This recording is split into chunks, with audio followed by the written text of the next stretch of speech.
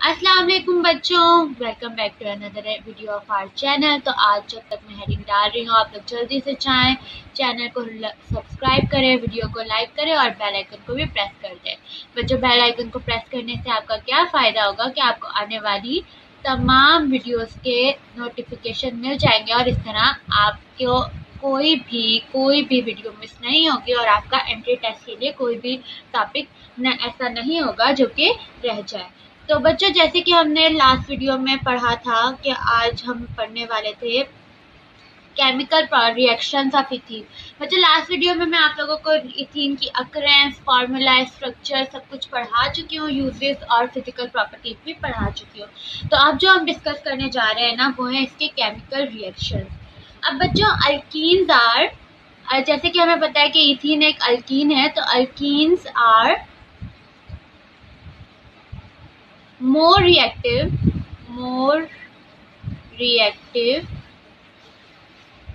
than alkanes।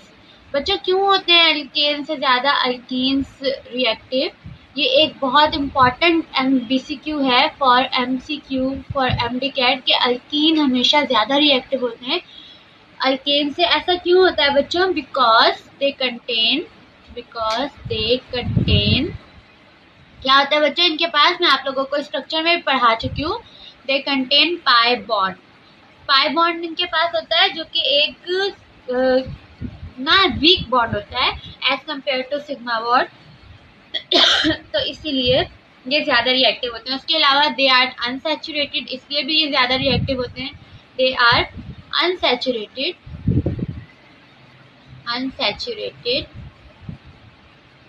And they give electrophilic addition reaction।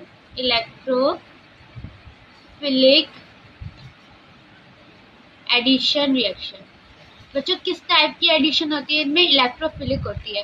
अब electrophilic मतलब बच्चों रिएक्शन जो होते हैं ना, एडिशन रिएक्शन, वो दो टाइप के होते हैं। एक इलेक्ट्रोफिलिक रिएक्शन होते हैं और दूसरे न्यूक्लियोफिलिक रिएक्शन होते हैं। अब मैं आप लोगों को इन दोनों में डिफ्रेंशिएट करना सिखा देती हूँ कि अगर हम एक साइड पे लिखें कि ये हमारे पास हो गए इलेक्ट्रोफाइल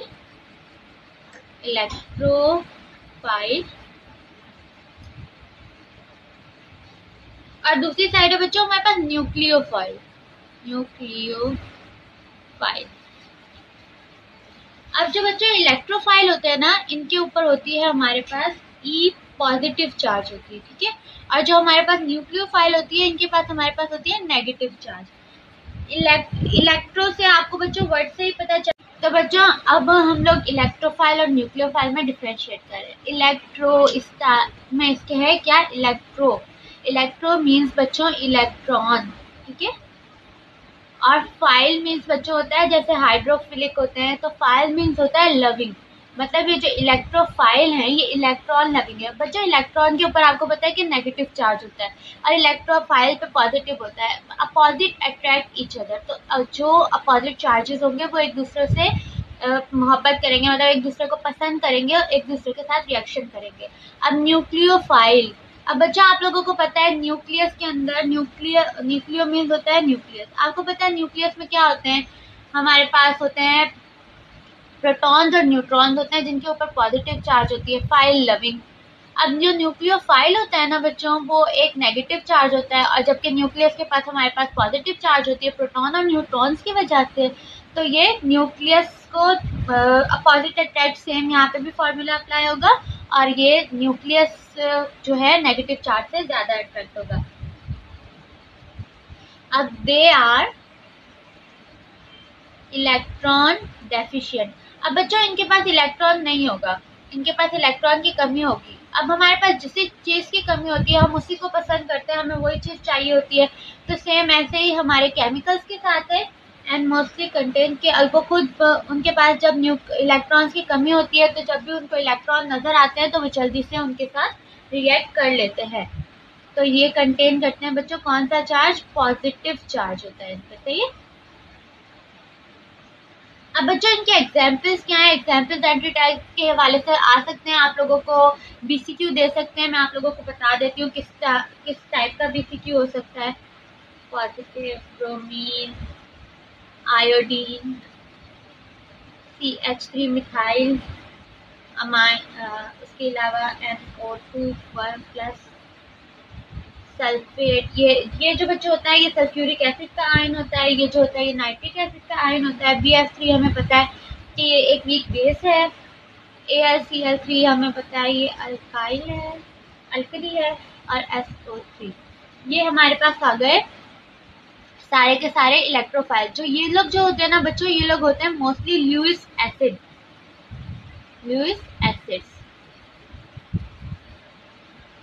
उसके अलावा फिर हमारे पास आ जाते हैं न्यूक्लियोफाइल। न्यूक्लियोफाइल बच्चों इसके अपोजिट होंगे, दे आर इलेक्ट्रॉन रिच। इनके पास इलेक्ट्रॉन बहुत ज्यादा होता है, इलेक्ट्रॉन रिच।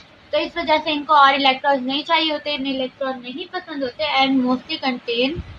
अब बच्चों आप इस बात से याद रखें कि ये अगर इलेक्ट्रॉन रिच है तो इनके पास negative charge and they contain बच्चों नेगेटिव चार्ज। अब आप लोगों को पता है कि अगर ये इलेक्ट्रॉन रिच है तो इलेक्ट्रॉन के ऊपर कौन सा चार्ज होता है, नेगेटिव। तो ये नेगेटिव ही चार्ज होगा। इनकी एग्जांपल्स क्या क्या होती हैं बच्चों, जैसे हमारे पास क्लोराइड आयन है, ब्रोमाइड आयन है, हमारे हेलोजन। उसके बाद हमारे पास हाइड्रोक्साइड आयन है, साइनाइड आयन है, हमारे पास आयोडाइड आयन है, अमोनिया है, वाटर भी हमारा एक न्यूक्लियोफाइल है। उसके अलावा अमाइन और उसके अलावा तो ये बच्चों सारे के सारे क्या होते हैं, ये लुईस बेसिस होते हैं।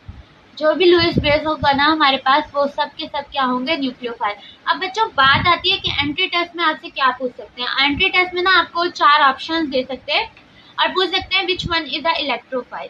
जैसे इनमें से सिर्फ इन्होंने हमारे पास मिथाइल ग्रुप दे दिया और बाकी तीनों ऑप्शन में इनमें से कोई एक उठा के दे दिया, तीनों ये दिए और एक ये दिया। तो इसमें से पूछ सकते हैं कि which one is the electrophile, वरना आपसे पूछ सकते हैं which one is are nucleophile. उसके अलावा भी आप लोगों से क्वेश्चन कर सकते हैं, नन ऑफ दीज का भी क्वेश्चन हो सकता है कि सारे के सारे ये दे दिए और पूछा कि इलेक्ट्रोफाइल या न्यूक्लियोफाइल कौन सा, तो आप बताएं कि ये तो सब न्यूक्लियोफाइल है, तो आप नन ऑफ दीज पे क्लिक कर सकते हैं। ऐसे टाइप के आप लोगों के पास एंट्री में क्वेश्चन आ सकते हैं।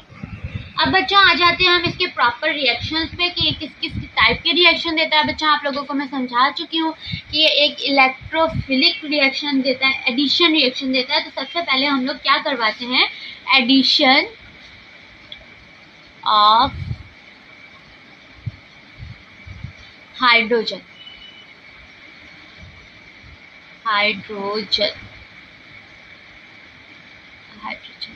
तो बच्चों हाइड्रोजन के एडिशन को हम क्या बोलते हैं, हाइड्रोजिनेशन। अब बच्चों ये रिएक्शन में क्या होता है कि जो हमारे अल्कीन्स होते हैं ना, कोई भी अल्कीन ले लें हम, अल्कीन्स जो होते हैं अगर वो हाइड्रोजन के साथ रिएक्ट करेंगे ना तो हमें मिल जाएगा अल्कीन्स। अब बच्चों अल्कीन के पास होता है डबल बॉन्ड, अल्केन के पास होता है सिंगल बॉन्ड। तो ये क्या होता है, ये जो अल्कीन्स होते हैं ना उनको हम बोलते हैं वेजिटेबल ऑयल। ये जो हमारे सब ऑयल्स होते हैं वो अनसैचुरेटेड होते हैं और वो अल्कीन होते हैं, वेजिटेबल ऑयल। और ये जो होता है हमारे पास अल्केन, ये होता है वेजिटेबल घी। तो अगर हम किसी भी ऑयल की हाइड्रोजनेशन करवा देंगे ना बच्चों तो वो घी बन जाएगा।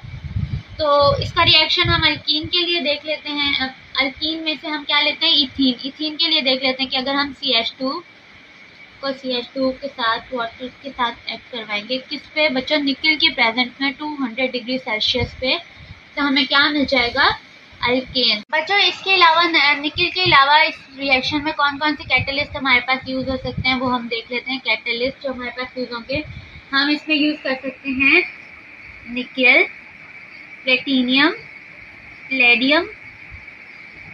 उसके अलावा रेनी निकल। रेने निकल बच्चों क्या होता है, रेने निकल, इसमें निकल, aluminium plus sodium hydro oxide ये होते हैं इसमें। ये तीनों चीजें जब एक साथ मिल जाती हैं तो उस टाइप के निकल को हम लोग बोलते हैं रेने निकल। और सेकंड क्या होगा बच्चों, addition of halogen. Addition of halogen भी बच्चों बहुत ज्यादा इंपॉर्टेंट है। आप लोगों को पता है कि हेलोजन जो होते हैं वो ग्रुप 7A के मेंबर होते हैं, उनके ऊपर नेगेटिव चार्ज होती है, -1 चार्ज होती है। इनके वैलेंस बॉन्ड में एक ही इलेक्ट्रॉन के एकोमोडेशन की जगह होती है। तो बच्चों एडिशन ऑफ हेलोजन पता है क्या होता है कि आप लोगों को पता है कि बिलो द ग्रुप, जैसे डाउन द ग्रुप जब हम जाएंगे ना तो रिएक्टिविटी हेलोजन्स की डिक्रीज होती जाएगी। कि हमारा जो फ्लोरीन होता है ना वो सबसे ज्यादा रिएक्टिव होता है, उसके बाद हमारा जो क्लोरीन होता है वो रिएक्टिव होता है, ब्रोमीन होता है, फिर आयोडीन। अगर आप लोगों को पीरियोडिक टेबल अच्छी तरीके से याद है तो आप लोगों को ये याद होगा कि डाउन द ग्रुप हमारा क्लोरीन, ब्रोमीन, आयोडीन, और down the group reactivity decrease होती है विद एडिशन। अगर हम एडिशन करवा रहे हैं तो इनकी reactivity down the group decrease होगी। अब हम देख लेते हैं कि एक रिएक्शन करके कि हम लेते हैं एक अल्कीन। अगर हम अल्कीन को रिएक्ट करवाएं फॉर सपोज क्लोरीन के साथ तो हमें क्या मिलेगा बच्चों? विसिनल डाइहैलाइड। विसिनल डाइहैलाइड इसके साथ क्लोरीन एक इस कार्बन के साथ अटैच हो जाएगी, एक क्लोरीन इस टाइप के कार्बन के साथ अटैच हो जाएगी। तो इसको हम बच्चों नॉमेनक्लेचर में आपको पढ़ा चुकी हूँ, इसको हम क्या बोलेंगे? 1,2 डाई क्लोरो, 2 बार क्लोरीन आ रहा है बच्चों, क्लोरो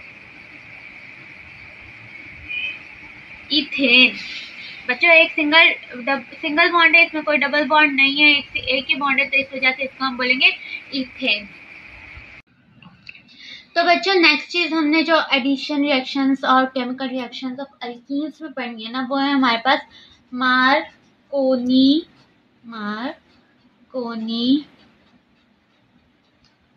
कॉफ्स रूल।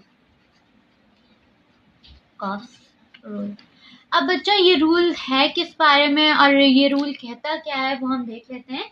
कि ये रूल कहता है कि addition of halogen acid on किस बारे में बच्चों? ये एडिशन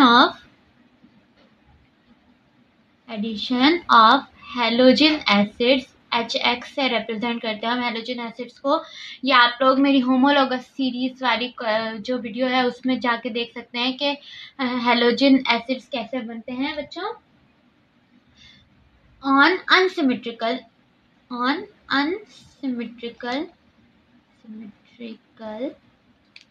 अल्कीन्स। अब ये रूल क्या एक्सप्लेन करता है कि addition of halogen acids on unsymmetrical alkenes. तो बच्चे इसमें क्या होता है? ये रूल कहता क्या है कि द हेलोजन हमारा जो है halogen atom will attack to the carbon containing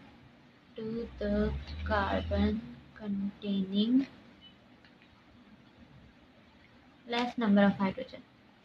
बच्चों ये हमारे पास जो रूल है ना कि क्या कहता है कि हमारे जो हेलोजन एटम है ना वो उस कार्बन पे रिएक्ट करेगा जिसके पास कम नंबर ऑफ हाइड्रोजन अटैच होंगे। नंबर ऑफ एटम या फिर high number of hydrogen atom या फिर कोई भी दूसरे एटम। अब बच्चों ऐसा क्या होता है इसमें कि मैं आप लोगों को इसको समझाने के लिए एक एग्जांपल देती हूँ कि हम ले लेते हैं इस रिएक्शन के लिए एक प्रोपीन आप लोगों को बच्चों पता है कि अनसिमेट्रिकल कार्बन एटम होता है प्लस HCl। अब बच्चों एडिशन रिएक्शन होना है, हमारे पास फाइनल प्रोडक्ट बनना है। अब हम देख लें कि इस वाले कार्बन के पास मतलब हमारे हम नंबर दे देते हैं इनको, carbon number 1, 2 and 3। Carbon number 1 के पास हमारे पास 2 हाइड्रोजन है, कार्बन नंबर 2 के पास 1, कार्बन नंबर 3 के पास 3। तो सबसे कम हाइड्रोजन हमारे पास कौन से कार्बन से अटैच है? कार्बन नंबर 2 के साथ। तो क्या होगा बच्चों कि ये वाला जो H है ना, ये वाला H जो है कार्बन नंबर 1 के साथ अटैच हो जाएगा। फिर बचेगा हमारा हेलोजन हमारे पास उस कार्बन के साथ ऐड होना है जिसके पास लेस नंबर ऑफ हाइड्रोजन हो। तो ये हमारा जो Cl है वो चला जाएगा इस वाले कार्बन के पास। ठीक है, तो ये Cl यहाँ पे आ गया और ये CH3 का CH3 सेम ही रहेगा। तो बच्चों हमारे पास अब बच्चों नेक्स्ट जो हम पढ़ेंगे वो है addition of hypohalous acid. Addition of hypohalous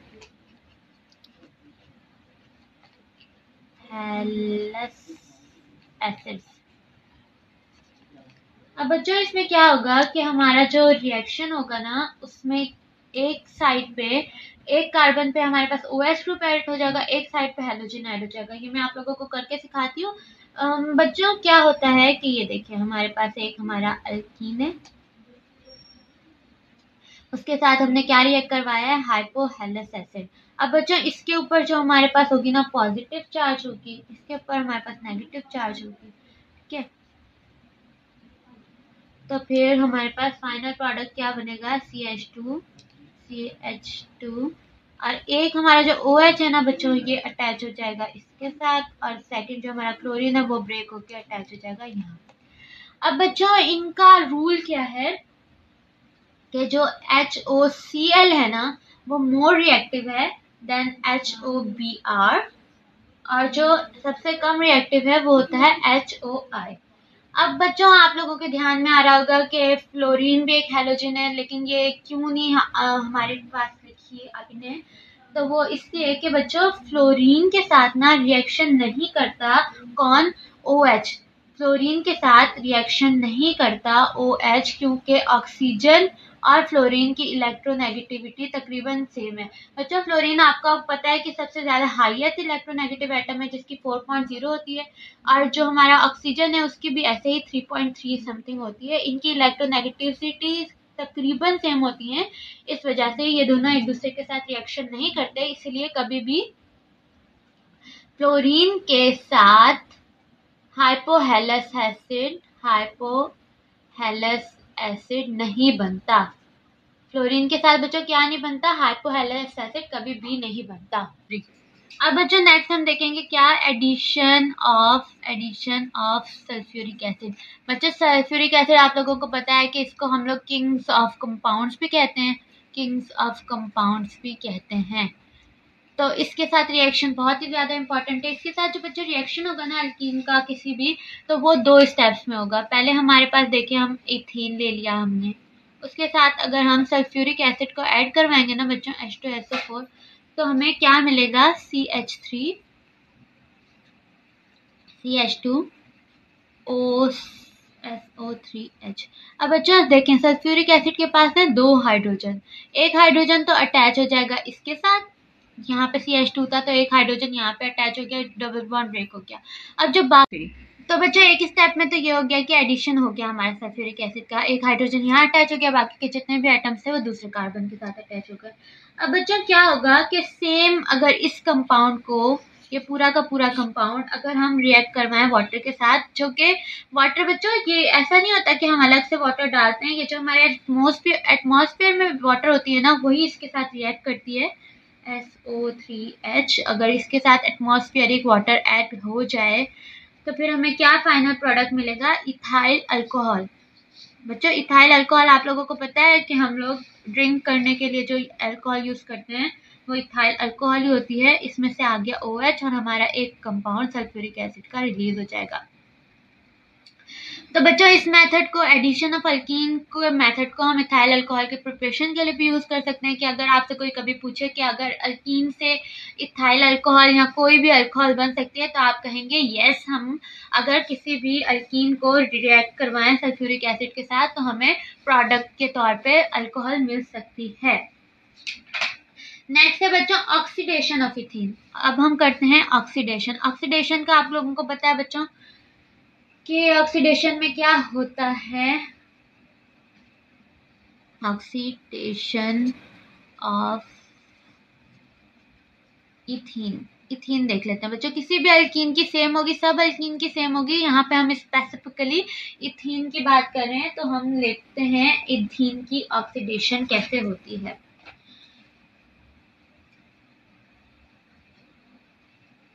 अब देखते हैं कि हम CH2 को जब हम ऑक्सीडेशन करवाएंगे और वाटर की एडिशन होगी बच्चों, तो उससे हमें क्या मिलेगा कि हमें एंड प्रोडक्ट जो मिलेगा ना बच्चों वो होगा CH2 दोनों साइड पे लग जाएगा OH। तो इसको बच्चों क्या बोलते हैं, इस जो हमारे पास ये वाला प्रोडक्ट बना है ना ऑक्सीडेशन ऑफ इथीन के साथ, तो उसको बोलते हैं इथाइलिन ग्लाइकोल। क्या बोलते हैं बच्चों, इथाइलिन ग्लाइकोल। अब बच्चों वो वाले कंपाउंड जो बेयर्स रिएक्शन पॉजिटिव देते हैं ना, बेयर्स रिएक्शन पॉजिटिव अगर कोई कंपाउंड देता है ना, रिएक्शन को अगर कोई कंपाउंड हमें पॉजिटिव दे देता है तो वो क्या कर सकता है, ऑक्सीडेशन हो सकती है उसमें। जो भी कंपाउंड बेयर रिएक्शन को पॉजिटिव देगा उसके अंदर ऑक्सीडेशन हो सकती है। Last but not the least बच्चों, formation of mustard gas. Mustard gas की हमारे पास एक कंप्लीट हिस्ट्री है कि ये हमारे वर्ल्ड वॉर 2 में यूज हुई थी। कब हुई थी बच्चों, 19। अब हम देख रहे हैं बच्चों अल्कीन की प्रिपरेशन थ्रू नहीं, मस्टर्ड गैस की प्रिपरेशन थ्रू अल्कीन। तो बच्चों मस्टर्ड गैस की एक बहुत ही ज़्यादा डीप हिस्ट्री है जो कि हमारी वर्ल्ड वॉर 1 में यूज़ हुई थी। वर्ल्ड वॉर 1 हमारे बच्चों कब से कब तक चली थी, 1914 से लेकर 1918 तक चली थी। और इसमें जर्मनी का एक बहुत बड़ा रोल था और पूरे दुनिया में तबाही मच गई थी। तो बच्चों इसमें हमारी मस्टर्ड गैस बहुत ज़्यादा यूज़ हुई थी। अब क्या कैसे प्रिपेयर की थी मस्टर्ड गैस, फर्स्ट टाइम ये तभी प्रोड्यूस हुई थी। तो कैसे प्रोड्यूस हुई थी, थ्रू इथीन प्रोड्यूस की गई थी ये गैस। इथीन को H2Cl2 से रिएक्ट करवाया था तो हमारे पास प्रोडक्ट के तौर पे बनी थी मस्टर्ड गैस। बच्चों एक एस यहाँ पे, इसको बनाने का तरीका ऐसे होता है कि CH2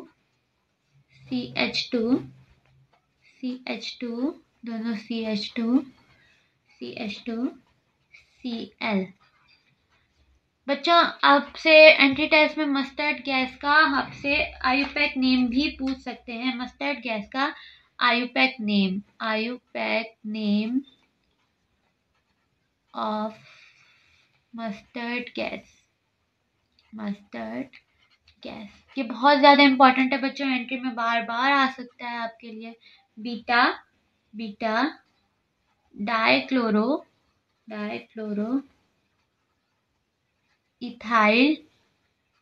इथाइल सल्फाइड। ये बच्चों हमारी मस्टर्ड गैस का फॉर्मूला है, मतलब उसका नेम है आयुपैक, जो कि आप लोगों को याद रखना है, एंट्री में पूछ सकते हैं।